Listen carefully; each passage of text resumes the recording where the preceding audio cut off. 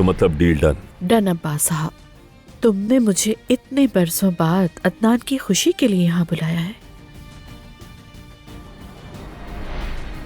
अब ये पहले से बहुत बेहतर है, वजन में भी कोई कमी नहीं आई है। हाँ, ये बेहतर तो है, लेकिन बदकिस्मती से आपको इनकी हालत के बारे में ज्यादा उम्मीद नहीं रखनी चाहिए। ये मशीन क्या कह रही है? ये मेरी बीवी के दिल के धड़कने की आवाज बता रही है। जब तक इसका दिल धड़क रहा है, कोई भी मुझे ये नहीं कहेगा कि मैं हार मान लूं। देखो जरा इस बेशरम औरत को, इतनी देर से अदनान को लुभाने की कोशिश कर रही है। हाँ, तुम्हें देख के तो लग रहा है कि तुम इसे जानती हो। आज मैंने इसे होटल में देखा था। ये अब्बास साहब के साथ थी। ये सब क्या है? हमारे बच्चे का फर्नीचर है। मैं ये बच्चा पैदा करूंगी और उसे उसकी दादी के हवाले करूंगी और यहाँ से चली जाऊंगी। क्या तुम वही लड़की नहीं हो जो शादी से पहले लड़कों के साथ नाजायज ताल्लुकात रखती थी?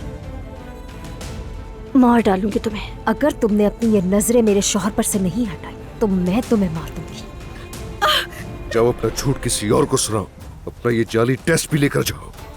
अदनान रुको, अदनान, तुम्हारी बेटी को तुम